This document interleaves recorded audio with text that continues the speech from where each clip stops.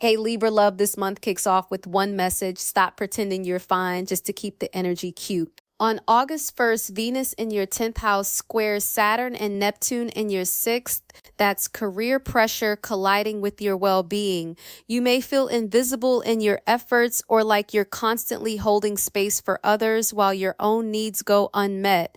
Old patterns of people pleasing and perfectionism might resurface, especially if you're over identifying with being the one who keeps it all together.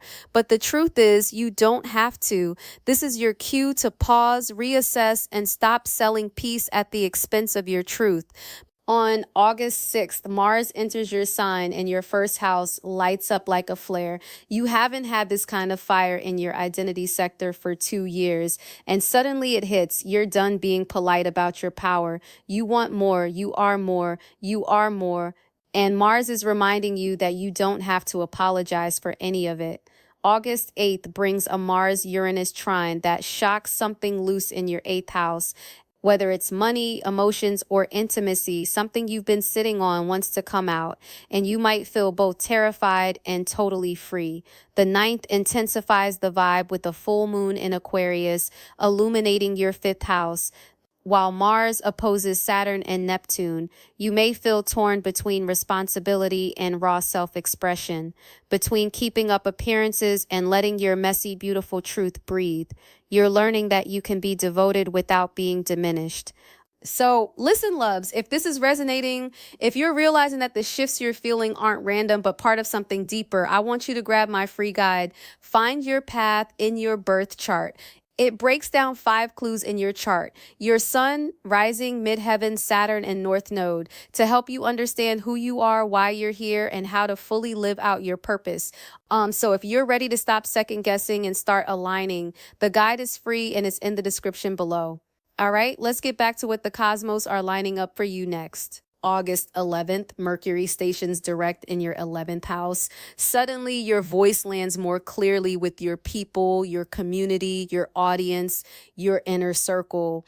What once felt foggy or misunderstood now feels magnetic. You're clearer on which connections align and which drain your power. On the 12th, Saturn sextiles Uranus. Long-term transformation around emotional or financial intimacy starts to root.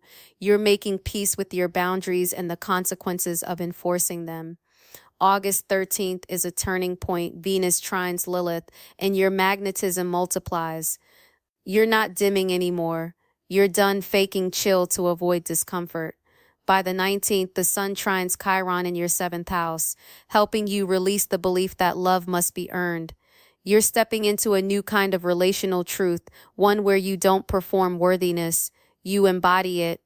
Virgo season begins on August 22nd, activating your 12th house of healing, retreat, and spiritual reset. You're being asked to surrender not your power, but the need to control how it's received. Venus enters Virgo on the 25th, and your energy softens. You're craving solitude, silence, slowness. Let yourself go there. This is integration, not isolation. August 26th delivers a multi-transit cascade. Venus trines Saturn and Neptune, sextiles Uranus, while Mercury squares Lilith. Translation: you're editing your energetic budget. Who gets your time, your tenderness, your magic? No more overextending. August 27th, Venus opposes Pluto. Deep emotions may resurface, but instead of collapsing into them, you hold space for the old stories and then write a new one. Finally, August 31st brings Mercury trine Chiron, inviting you to speak from a place of earned wisdom. You're not just healing for yourself now, you're becoming a mirror for others. So Libra, if August cracks you open, if you find yourself saying no more, shrinking less, and honoring your voice instead of curating your image, that's the medicine. You're healing. Let that truth land. And if it does, drop this in the comments so your guides know you're listening. I honor my voice, and always remember, Libra, keep your hearts open and your spirits connected. Ciao for now.